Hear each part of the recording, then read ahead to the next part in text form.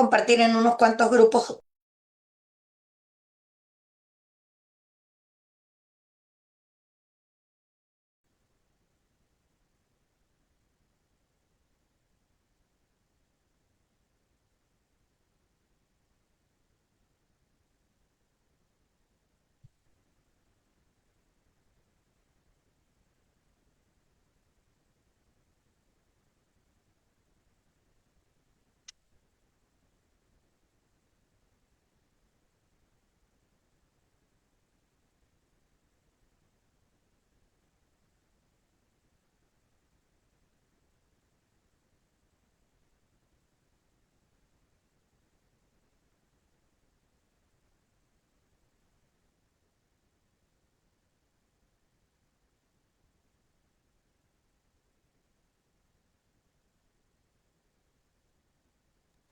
Muchas gracias, No Enrique. se está escuchando en Facebook, perdón, Diana. Perdón, Diana. No se estaba No te escuchando en preocupes. Facebook. Lo siento muchísimo, hermosa.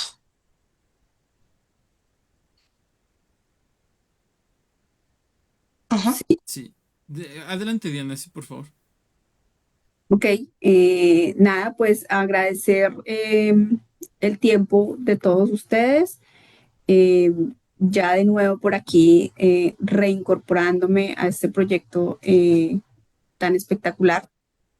Y bueno, esperamos que la información que compartimos en cada capítulo sea de gran valor para todos ustedes y que lo puedan aprovechar para todos sus proyectos. Muchísimas Gracias. gracias, Diana. Como les estaba diciendo, bienvenidos a otra vez a otro nuevo episodio del podcast. Diana Parra nos acompaña nuevamente. Vamos a tocar unos temas bastante interesantes, es el cómo invertir en Estados Unidos, por dónde vamos a empezar, por dónde deberíamos de comenzar a invertir. Hoy vamos con otro capítulo de la segunda temporada. Mayra, podemos comenzar contigo. ¿Puedes ayudarnos y explicarnos por qué es tan importante entender el estatus migratorio antes de hacer alguna inversión en Estados Unidos, Mayra? Por supuesto que sí, con muchísimo gusto. Es un honor para mí poder ayudarles con ese tema, pero antes de eso, quiero darle muchísimas gracias a todas las personas que nos brindan este espacio tan importante de su tiempo y obviamente darle la bienvenida, la más sincera y cálida bienvenida a mi hermosa amiga Diana, súper contenta y feliz de que al fin el trabajo te dejó tranquila y puedes estar con nosotros de nuevo acá. Un honor y un gusto Gracias. enorme tenerte aquí de nuevo, mi amor. Muchas gracias. Para mí es un honor estar aquí. Excelente. Bueno, Enrique, recapitulando, me estabas diciendo que si podía explicarles por qué es tan importante el estatus migratorio antes de hacer una inversión en Estados Unidos, acá, Así es. ¿correcto? Claro que sí, May. Excelente. Bueno, qué interesante pregunta. Muchísimas gracias. Aquí lo que tenemos que tener en cuenta es que antes de tomar cualquier decisión financiera, es vital entender que el estatus migratorio de cada persona va a determinar las formas y los caminos de inversión que debemos de tener. Por ejemplo, no es lo mismo cómo pueden hacer inversiones las personas que son turistas porque tienen una visa, bien sea una B1, una B2, que es la categoría de turista, a como las personas que son inmigrantes pero viven en Estados Unidos. Y muy diferente también los extranjeros que no viven acá en Estados Unidos, pero que de igual forma quieren invertir. Por ejemplo, si una persona está como turista acá dentro del país, puede formar fácilmente una entidad fiscal, es decir, una empresa, que Diana más adelante nos va a hablar de ese tema, pero no puede trabajar en ella o no puede percibir un salario, pero puede ser el dueño de esa empresa. Si, por ejemplo, eres un inmigrante pero tienes residencia legal, ya las obligaciones fiscales van a cambiar para esas personas. Pero simultáneamente a eso va a tener muchas más oportunidades, incluso en términos de tratamiento fiscal y en términos de beneficios financieros. ¿Ok?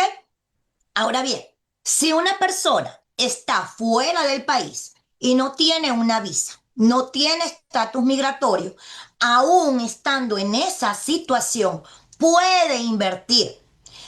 Lo único es que hay que hacerlo de manera estratégica, de manera estructurada, para poder evitar cualquier tipo de, digamos que de inconveniente fiscal o legal. Lo pueden hacer, sí, e incluso una de las ventajas para ellos va a ser, que eso lo vamos a tocar más adelante, que a través de este mecanismo pueden optar a una visa que se adapte a las necesidades que esas personas como inversionistas extranjeros pueden tener.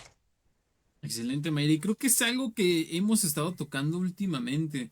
Es algo que pues, desde que empezamos esta temporada es algo que les decimos mucho a las personas, ¿no? Y es justo, si están fuera del país y no tienen la visa o el estatus migratorio, aún así pueden hacer inversiones en Estados Unidos. Y eso es muy importante para personas que están en el extranjero, no son residentes, pero pues también les interesa tener algunas cuantas inversiones en este país. Sí, definitivamente, como siempre lo he dicho, las barreras están en nuestra mente. Solo tenemos que buscar momentos indicados, personas indicadas, lugares indicados y podremos lograr todo lo que queremos. Exactamente. Y justo con esta parte entra una pregunta, Diana, que te voy a hacer directamente a ti. Y es, ¿tú qué preguntas consideras que debería de hacerse una persona antes de invertir en Estados Unidos?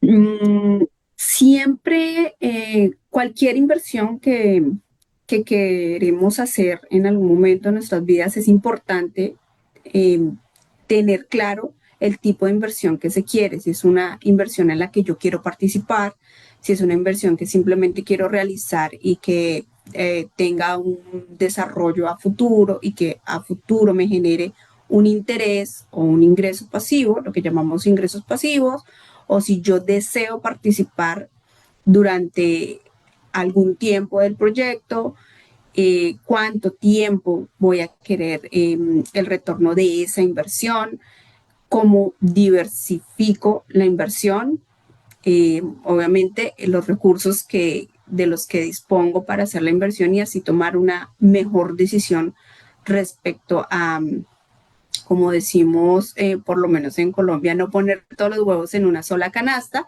sino diversificarla y poder tener, lo ideal sería tener diferentes tipos de ingresos, tanto pasivos o ya rentas específicas donde yo participe como dueño o socio o inversionista, pero va a depender mucho del capital y de lo que en el fondo digo yo, siempre uno quiera, ¿no? Podemos tener alguien que está pensando en mudarse y en este caso a los Estados Unidos y va a querer un visado a través de una inversión en los Estados Unidos y usted puede decidir participar, un ejemplo, un restaurante. Normalmente se adquiere un inmueble y participo, o una franquicia en el caso eh, más específico como la de Toro, en la que usted puede desarrollarla a nivel de territorio, de franquicia, de modelo de negocio, ¿sí? O simplemente invertir y que alguien más la desarrolle y al final del ejercicio pues recibir solamente las utilidades. Esas son como las principales preguntas que se deben hacer, como cuál es el tiempo, cuáles son los recursos y cuál es mi plan de vida, porque debe ir ligado a un plan de vida. Claro que sí, Diana. Oye, y en base, bueno, partiendo de esta parte, se dice también que una de las inversiones que están muy fuertes es la inversión en vehículos. ¿Cómo es esa parte? ¿Cuáles son los vehículos más comunes, por ejemplo, para invertir como extranjero? Bueno, los vehículos de inversión son variados, ¿cierto? Tenemos las inversiones en acciones principalmente.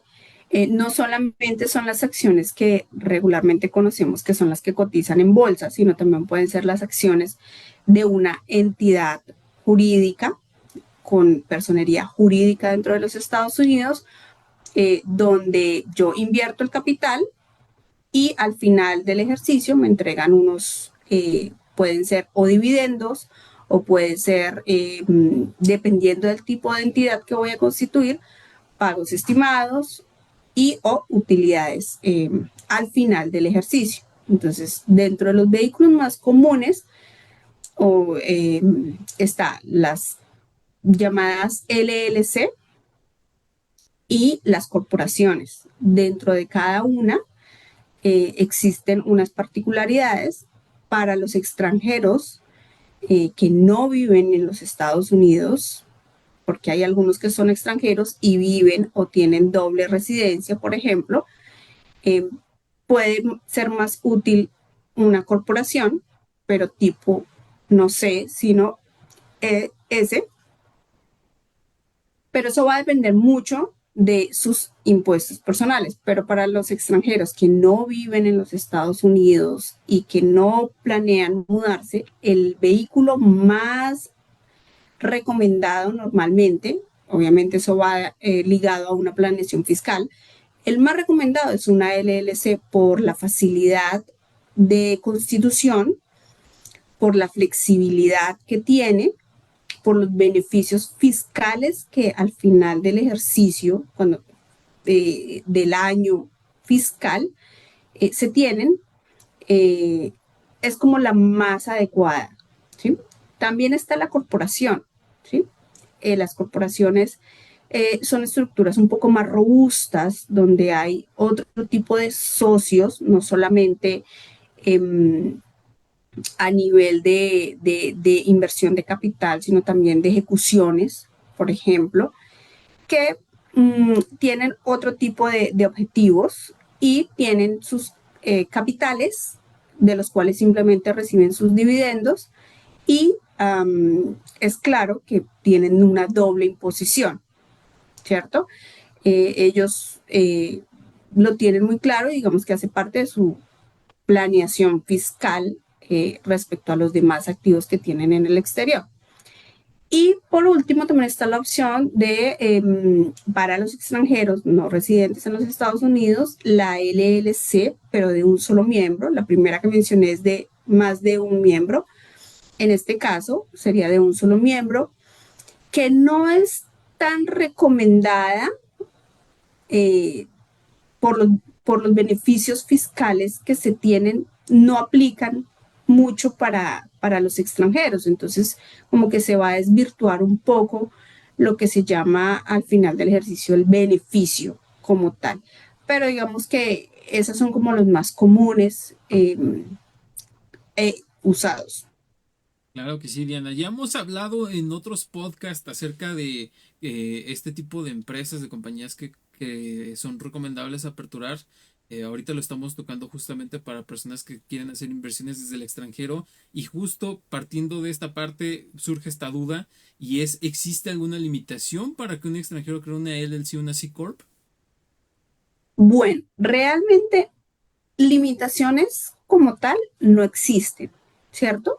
Pero sí hay que cumplir con varios requisitos.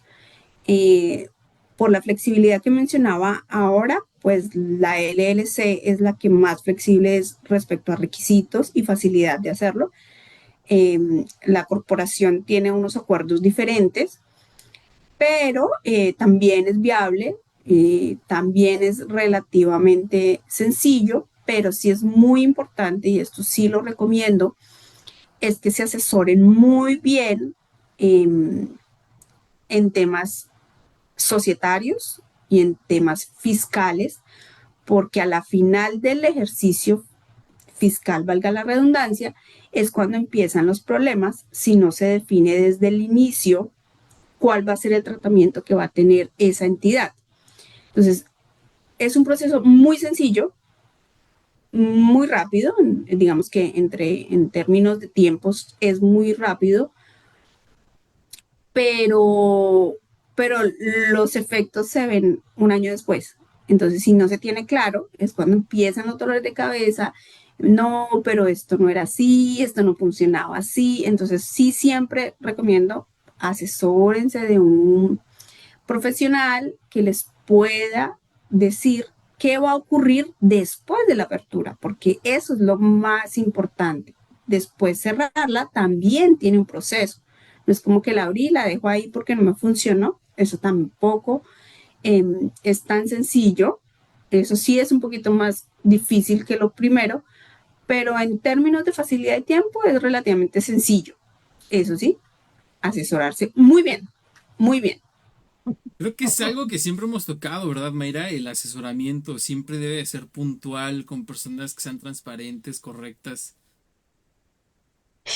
Sí, definitivamente que sí. Y aquí me encanta la respuesta que dio Diana, porque lo que sucede es que es la verdad, pero partamos de un principio. Mi verdad es mi verdad, mas no es la tuya, ¿sí? Entonces, obviamente, ese tipo de procesos para Diana y para mí son supremamente fáciles, pero para las personas que no están acostumbradas a hacer este proceso, que no están adaptadas al sistema de acá de Estados Unidos, pues realmente ellos lo ven muy confuso. Pero me encanta esa manera como Diana lo dice tan fácil y tan ligero, porque realmente ese es nuestro trabajo, hacer las cosas fáciles para todas las personas que gusten invertir en este país. Exactamente. Y justo partiendo de lo que dijo Diana, de pues de ver bien qué se va a invertir, en qué se va a invertir, cuál decisión se va a tomar, una vez ya teniendo decidido el tipo de entidad, ¿qué procesos vienen, Mayra? Sé que viene el proceso de registrarla. ¿Cómo es esta parte? ¿Podrías explicarnos? Bueno, sí, ahí viene el tema de la selección estatal, porque los contribuyentes tienen que tomar la decisión de en qué estado quieren invertir ellos. Hay una pregunta que está de moda y es el estado de Delaware. Oh my gosh, con Delaware. Todo el mundo, yo creo que es que le están haciendo mucha publicidad al estado de Delaware.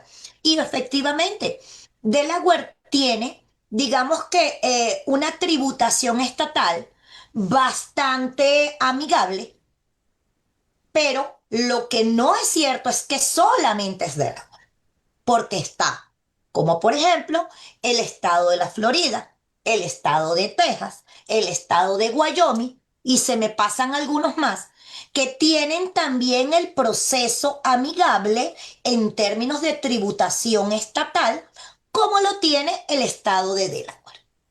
Entonces, ¿qué es lo que sucede? Que hay mucha publicidad con Delaware y todas las personas quieren registrar, o sea, no voy a decir que todas, pero sí hay muchas personas y en la práctica me ha pasado que hay personas que quieren registrar en Delaware, pero operar en otro estado.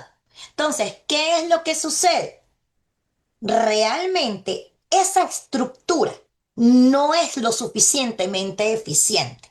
Porque si yo, por ejemplo, registro en Delaware y voy a operar en el estado de la Florida, voy a generar, es una doble tributación porque tengo que hacer report anual en Delaware, y también lo tengo que hacer en la Florida, porque tengo que registrarme en el estado de la Florida como una entidad foránea. Entonces, esa estructura realmente no tiene sentido cuando el estado de la Florida te va a permitir la misma flexibilidad tributaria que tenemos en el estado de Delaware. Ahora bien, tomamos la decisión, viene el proceso de registración.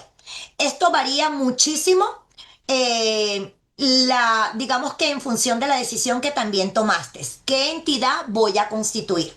Voy a constituir una LLC, me voy a ir por una corporación, cuáles son las oportunidades que tengo en función de lo que ya hablamos del estatus migratorio, porque como bien lo decía Diana, existen algunas limitaciones en función de por requisitos que están implementados según las regulaciones fiscales y tributarias de los Estados Unidos. Ahora, hay muchas personas que creen que registrar es solamente llenar un formulario. No es solamente eso. Tienen que tener los dueños de esas empresas, los posibles inversionistas, tienen que comenzar por definir el nombre. ¿Por qué? Porque cuando hacen la definición del nombre, eso nos permite a nosotros explorar si la disponibilidad de ese nombre es viable. Me ha pasado en ocasiones que hay personas que, porque en otros países tienen una empresa y quieren que se llame igual, pero resulta que cuando nosotros buscamos la disponibilidad de ese nombre, ya está ocupada y no la podemos utilizar. en este escenario, ¿qué recomiendo yo particularmente a mis clientes? Regálenme, por favor, tres posibles nombres de mayor a menor importancia para yo hacer la búsqueda en un caso particular de que el nombre que más prefieren los inversionistas no esté disponible. Luego de eso, tenemos la definición de nombre, entonces caemos con la parte de redactar, lo voy a decir de manera genérica, estatutos, pero realmente tiene nombres diferentes, ¿ok? En función de la entidad fiscal que usted vaya a registrar. Si es una LLC, se llama de una manera, si es una corporación, se llama de otra, pero en este momento no vamos a profundizar en ese detalle, ¿ok? Luego de eso, hay que hacer la designación del agente registrado. La designación del agente registrado, literal, es más fácil de hacer de lo que la gente imagina. La única salvedad es que hay personas que no tienen acceso a la información de cuáles son los requisitos para tú designar un agente registrado o, en su defecto, tú mismo ser tu propio agente registrado. Pero básicamente esos son los pasos que debemos a seguir. Ok, esta documentación a nosotros nos permite dejar, digamos que por escrito y por sentado, cuáles son los roles de cada quien, indistintamente que sean miembros, indistintamente que sean accionistas de la entidad fiscal que usted va a registrar. Y digamos que todo esto forma parte del blindaje que las estructuras fiscales le van a dar a los inversionistas una vez que registran estas entidades. Importantísimo, sé que como que no hace mucho más match en esta parte, pero importantísimo traer a consideración, traer sobre la mesa el detalle que la gran ventaja del registro de estas entidades de manera estructurada, de manera organizada, es la protección que los activos personales de los miembros o accionistas van a tener producto de hacer un proceso organizado, estructurado y formal. Y aquí sí hay que tener muchísimo cuidado, porque la protección que nos dan esas entidades por detalles muy irritos y muy insignificantes pueden perderse. Allí coincido, no digo al 100% con Diana, al 1000%, porque definitivamente necesitan, digamos que el apoyo de un profesional que se dedique a este tipo de negocios para poder tener claro cuáles son los procedimientos que se tienen que seguir para no ir a perder esa protección. No sé si Diana está de acuerdo conmigo o quiere esto aportar algo más que a mí se me vaya por acá. No, estoy 100% de acuerdo contigo. Sí quiero mencionar algo muy importante también respecto a lo que mencionabas del agente registrado, Ujú, porque no todos los estados tienen los mismos requisitos para ser tienes agente razón. registrado. Entonces, en ocasiones, porque tenemos casos en los que, por ejemplo, abrieron la empresa desde el exterior y la persona que les hizo la apertura simplemente puso como que el agente registrado es el dueño del negocio o el dueño de Ujú, la empresa. ujú. Para el caso de la Florida, no sé, Mayra, tú en donde estás, en North Carolina, es diferente, pero por lo menos aquí debe mínimo debe vivir o residir en la Florida. Ese es como uno de los requisitos y tal vez el principal. Entonces, cuando ponen eso, lo ponen como por llenar el formulario, lo que tú dices, llenan el formulario y ponen que la persona que no vive ni siquiera en Estados Unidos, sino en el exterior, es el agente registrado. Entonces, eso puede generar dificultades posteriores, por ejemplo, en un tema de migración, porque si usted está poniendo en un formulario que es agente registrado, podemos decir que usted vive en Estados Unidos. Entonces, o vive o no vive. O no vive. si vive, dónde vive. Entonces, no, que es la dirección de mi tío, mi primo, mi hermano, bueno, no sé, un familiar. Y, ok, entonces, ¿vive o no vive? Entonces, esos pequeños detalles, la vida está hecha de pequeños detalles y esos pequeños Correcto. detalles pueden, digamos, tumbar un caso de una solicitud de visado Ujú, ujú, por una pequeñez de esas. ujú. Eso me parece muy importante que se tenga en cuenta al momento de la creación, que el agente registrado realmente cumpla la función y adicional, el agente registrado tiene unas obligaciones adicionales en temas legales. Entonces, creo que a veces no le damos tanta importancia a ese agente registrado como lo que realmente es y para o la razón por la que se creó. Excelente, 100% de acuerdo contigo. Bueno, lo digo de una vez para que las personas manejen la información, por lo menos del estado de la Florida y del estado de acá de Carolina del Norte. Efectivamente, la persona tiene que vivir acá, tiene que tener un documento de identidad del estado para calificar como agente registrado. Esto me genera mucha gracia, ¿no? Porque hay personas que nos minimiza como, no, tú lo que llenas es un papelito. No es llenar el papelito, es saber si yo estoy cumpliendo con todas las normativas y con todos los requisitos exigidos, no solamente de los entes estatales, no solamente del ente estatal en términos fiscales, sino incluso en términos migratorios. Entonces, allí es donde estriba la importancia de las personas que, como Diana y como yo, nos dedicamos a hacer este tipo de procesos porque obviamente blindamos los procesos en función de las normativas estatales, realmente. Excelente dato, Diana, de verdad. A mí se me fue, realmente.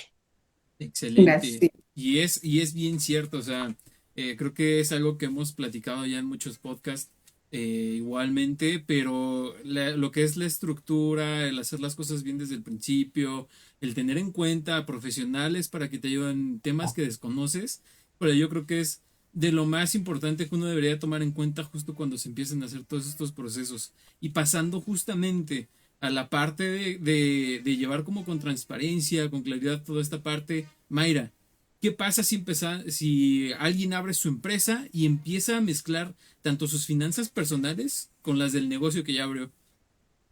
Bueno, en principio, allí lo que va a hacer es automáticamente va a perder la protección de los bienes, de sus bienes patrimoniales personales que le brinda la entidad. Porque y ahí sí es inflexible las leyes federales y fiscales, en el sentido de que tú no puedes, si tú estás registrando una entidad para que esa entidad opere con todas las de la ley, tú no puedes empezar a utilizar esa entidad como un puente para mezclar las finanzas de esa empresa con tus finanzas personales. Porque eso se puede interpretar de varias maneras. Y las maneras en que se puede interpretar, una es fraude. Y dos, lavado de activos. O tres, ¿cómo es que se llama esto? Legitimación de capitales. O sea, entonces allí tenemos que tener muchísimo, muchísimo cuidado con eso, porque la recomendación, si usted está haciendo la inversión de crear, perdón, registrar una entidad, porque usted efectivamente quiere hacer negocios de manera correcta, de manera legal, usted no puede mezclar digamos que las cuentas personales con las cuentas empresariales. Justamente, Mayra, creo que aquí entran dos cosas bien importantes y es el ITIN y el EIN. ¿Cuándo los necesitamos? ¿Qué son? Cuéntame un poquito de eso. Bueno, el EIN lo vamos a necesitar sí o sí de manera obligatoria cuando nosotros vamos a hacer la apertura de la cuenta bancaria empresarial. Una persona que sea miembro o accionista de una empresa, que vaya a aperturar una cuenta empresarial, ningún banco, y aquí sí digo ningún banco, le va a permitir abrir una cuenta bancaria empresarial si no se presenta el número EIN. Y muchos dirán EIN, EIN, EIN. El EIN lo que significa Employer Identification Number. En español, el número de empleador, que es el número literal, literal, la emulación del EIN es como que si el EIN es para la empresa lo que viene siendo para nosotros el número de seguro social, literal. Ahora bien, el IT, importantísimo, el número de identificación del contribuyente. Dependiendo del tipo de estructura que usted tomó la decisión de aperturar, en ese momento van a venir, digamos que las obligaciones tributarias para usted como individuo. Esas obligaciones tributarias para esos miembros o para esos accionistas como individuos van a tener que hacer reportes, declaraciones, aunque sean informativas, porque al final, hasta el final del ejercicio hay cosas que no van a estar definidas y definitivamente que para poder hacer eso ante la IRS, todas las personas van a necesitar tener este número de identificación del contribuyente. Claro que sí. Y aquí me surge otra duda. ¿Qué pasa si empezamos a operar, si ya tenemos algunos negocios que están funcionando ya directamente con nuestra empresa, empezamos a generar dinero y pues no contamos con estos números? ¿Qué pasa ahí? ¿Hay algún Bueno, problema? el, definitivamente que operar sin el EIN, desde mi perspectiva, yo lo veo imposible. No lo vas a poder hacer. Porque ¿cómo vas a operar en efectivo? Este país no se maneja con base efectivo. Existe el efectivo, ciertamente, yo no voy a decir que no, pero obligatoriamente, cuando usted tiene una entidad constituida, obligatoriamente usted tiene que tener una cuenta bancaria, bien sea para hacer los pagos a sus empleados, para hacer los pagos de la compra de mercancía, para usted recibir los ingresos que usted está generando a través de esa empresa.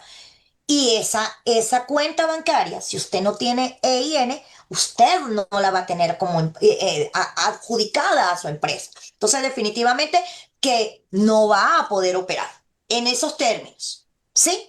Ahora bien, con el ITIN sí existe un poquito más de flexibilidad en términos de factor tiempo, porque el ITIN nosotros lo vamos a necesitar para el año siguiente hacer la presentación de impuestos personales una vez que se hizo la declaración de impuestos empresarial.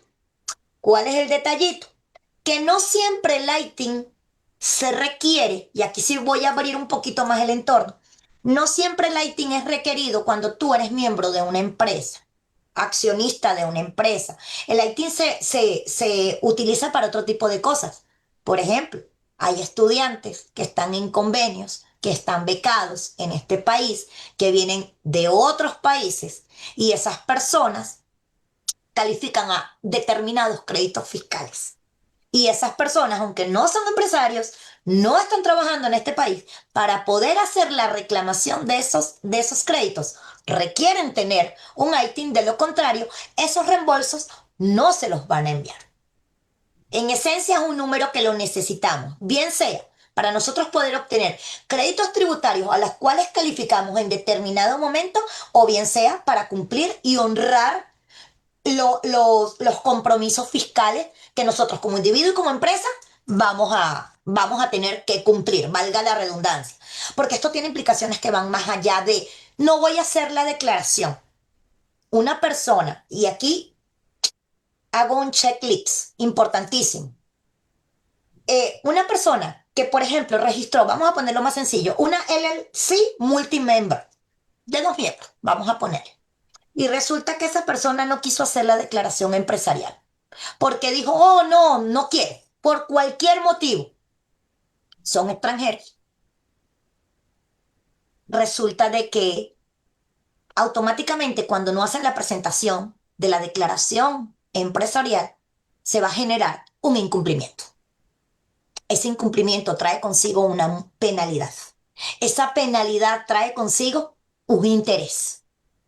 Y dependiendo del monto de esas penalizaciones y de esos intereses, la persona vive, no sé, ¿qué puedo decir yo? En República Dominicana. Voy a nombrar cualquiera aleatoriamente. Y viaja a Estados Unidos. Y resulta que cuando llega a hacer migración, fácilmente le pueden negar la entrada al país. Porque cuando tú tienes compromisos fiscales fuertes, grandes, por incumplimientos con el IRS, ellos pueden notificar a migración y anularte incluso la visa indistintamente del tipo de visa que tengas. Aquí estoy incluyendo hasta países como Italia y España, que no necesitan ingresar, Chile, que no necesitan solicitar una visa formal como otros países y automáticamente te bloquean la visa porque está registrado que tú tienes un incumplimiento fiscal dentro de los Estados Unidos. Exactamente, es lo que muchas veces hemos dicho, ¿no? Puedes hacer X, Y, puedes hacer muchísimas cosas en el país que te puedan afectar en muchas cosas, pero híjole, yo creo que tener problemas con el IRS allá es lo más fatídico que podría sucederle a cualquier persona, ¿no? Incluyendo extranjeros como residentes también. Sí, definitivamente. No sé si de repente Diana tiene algo más que se me haya ido a mí, de repente. No, no, no, estaba prestando atención a esa parte. Sí hay que tener muy en cuenta que eso es un delito federal y es Exacto, como muy grave es muy grave. realmente. Y a veces, y tengo o he tenido algunos clientes que les ha ocurrido por desconocimiento, especialmente cuando crearon normalmente su LLC y como no tuvo movimiento, simplemente dijeron, pues si no tuvo movimiento, yo es más, ni siquiera abrí una cuenta de banco, pues yo no presenté nada. Y como bien lo dijiste, es una obligación presentar la declaración y está en un incumplimiento. Y hay que pagar. Y las Correcto. personas no tienen Pero ni idea. fíjate, Diana, que aquí yo voy a ser más dramática, porque tú tienes esa experiencia de que cayeron en el incumplimiento por desconocimiento. Correcto. Yo tengo una crisis peor. Tengo un cliente que cayó en incumplimiento con conocimiento. Porque, y Enrique lo sabe, porque Enrique me apoyó con ese caso, la cantidad de notificaciones que yo le envié al cliente, dándole, o sea, los soportes, la información, y definitivamente que la persona se negó, se negó, se negó, se negó, se negó. Ese Más grave escenario aún. es, yo considero que es mucho más triste, porque Claro, la persona no quiso entender realmente los riesgos que implica eso. claro. Claro que Claro, sí. y digamos que nosotros damos la información, le explicamos al cliente, pero pues ya es decisión de él si lo hace o no lo hace. Ujú. Eso es más grave aún. Ujú. Fíjate que en la actualidad yo estoy como que filtrando mucho y realmente estoy siendo, no diría que más cuadrada, pero sí estoy como que incrementando el nivel comunicacional y les hago una pregunta clave que todos los que nos están escuchando en este momento deberían hacerse. ¿Realmente estás preparado para asumir la responsabilidad que conlleva registrar una entidad? ¿O simple y llanamente lo quieres hacer para decir tengo una? Si la respuesta es quiero tener una, mi recomendación desde lo profundo de mi ser, no lo hagas.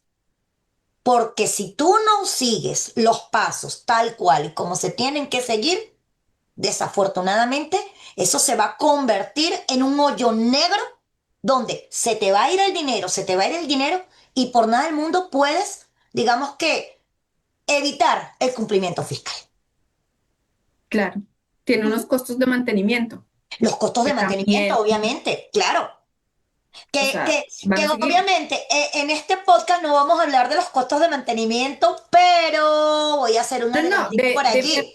Me refiero a los costos de mantenimiento de cualquier entidad que uno cree. O sea, hay que cumplir con unas normativas y tienes Ujú, que pagarle al Estado, pagarle al ujú, gobierno ujú. federal, pagarle a quien tienes a cargo. Pagarle al bookkeeper que te va a hacer, Entonces, a menos que tú seas bookkeeper, porque si tú me dices, bueno, tú eres bookkeeper, excelente, pero y de ni lo contrario, así. Y ¿mm? ni así, porque igual necesita contar con un experto, o sea, realmente se debe tener un presupuesto Ujú, mínimo anual para el mantenimiento. ujú. Entonces, lo que tú dices, está bien que se pregunten, ¿realmente quiero tener una compañía y para qué la quiero? Exacto. ¿Cuál es el objetivo de tener una compañía? Ujú. ¿Por decir que la tengo o porque realmente O la voy porque a poner realmente a le producir? voy a sacarle provecho a ese beneficio fiscal que tengo, a esa herramienta que tengo en mis manos. De acuerdo. Porque de lo contrario, incluso una vez conversaba con una persona y con lo profundo, una persona muy cercana a mí, un buen amigo de hace mucho tiempo, y le dije, mi vida, no te dejes llevar por el esnobismo, porque yo sabía que esa persona realmente no lo estaba haciendo por un tema de que tenía una visualización de una estructura, una organización. Y mucho menos la disciplina como para poder decir va a ejecutar un proyecto que sí, efectivamente, tienes un business plan, va a ser rentable, ta, ta, ta, ta. Entonces, por esnovismo, no lo hagas, porque realmente no funciona de esa manera. Y créeme que después, digamos que los niveles de frustración son muchísimos más altos cuando pudiste haber tomado otras acciones y de una u otra forma prepararte para luego hacer un proceso de escalada. Es como yo lo visualizo. De Exactamente. acuerdo. Todo tiene una estructura, todo tiene una forma de ser y a veces el querer saltar algunos procedimientos o pasos es cuando uno cae en incumplimientos. Ya nada más para cerrar con ustedes, Diana y Mayra, me gustaría que me regalaran una última respuesta. No sé si la quisieran hacer conjunta, si cada quien quisiera dar su punto de vista y es ¿qué riesgos corre una persona que pasa por todo esto, de que ya tiene sanciones, tiene multas, les afectan en solicitudes de visa, los ingresos? ¿Qué son los riesgos más comunes que tienden a tener estas personas? Pues los riesgos normales, digamos que los más comunes más bien, son penalidades o pecuniarias, es decir, pagar las multas y de ahí en adelante hay que tener muy en cuenta que pues es un delito federal pues puede llegar a tener otro tipo de sanciones, no solamente económicas, embargos, retiro de visado, eh, eh, en- demandas por fraude, ¿sí? Hay infinidad de razones eh, y muchas veces diría yo que por desconocimiento, otras con conocimiento, pero pues evidentemente si se detecta que hay algo que está no tan bien, hay que corregirlo. Todo, digamos que la norma sí está para que las personas como humanos que somos nos equivoquemos y podamos corregir, subsanar y mejorar. Entonces, la recomendación es, si encuentran algo, si saben que algo nos hizo tan bien, busquen la manera de subsanar y mejorar. Correcto. Excelente. Mejor no lo pudo haber dicho Diana, la verdad, 100% de acuerdo con ella. Creo que lo único que acotaría es que también tomen mucho en consideración la parte de que todos esos elementos que explicó Diana pueden repercutir directamente en términos migratorios, Claro. in- visados y otros procesos migratorios. Es importantísimo tener eso como decir acá, en la frente, pegado. Ahora bien, Enrique, antes de cerrar, ¿se te olvida que tenemos la nueva sección de Déjanos conocerte un poco más? Adelante, adelante, toda tuya. Bueno, en esta ocasión le vamos a hacer esa sección a Diana que se viene incorporando con nosotros en esta segunda temporada. Diana, ¿estarías dispuesta? Es muy sencilla la dinámica. Nosotros, o en este caso yo, te hago algunas preguntas y tú nos respondes con lo primero que se te venga a la mente. ¿Te gustaría? Bueno, sí, intentémoslo. Intentémoslo. Excelente, entonces vamos para allá. Una decisión que marcó un antes y un después en tu camino empresarial. Aquí en los Estados Unidos, comprar la franquicia, ser dueña de la franquicia en Ya. Florida. ¿Qué fue lo más difícil, Diana, que del emprendimiento acá en Estados Unidos para ti? Entender el sistema. Completamente de acuerdo contigo. Es muy fuerte entenderlo. Mm. Una persona que te haya inspirado a dar ese gran salto de invertir acá. Mm,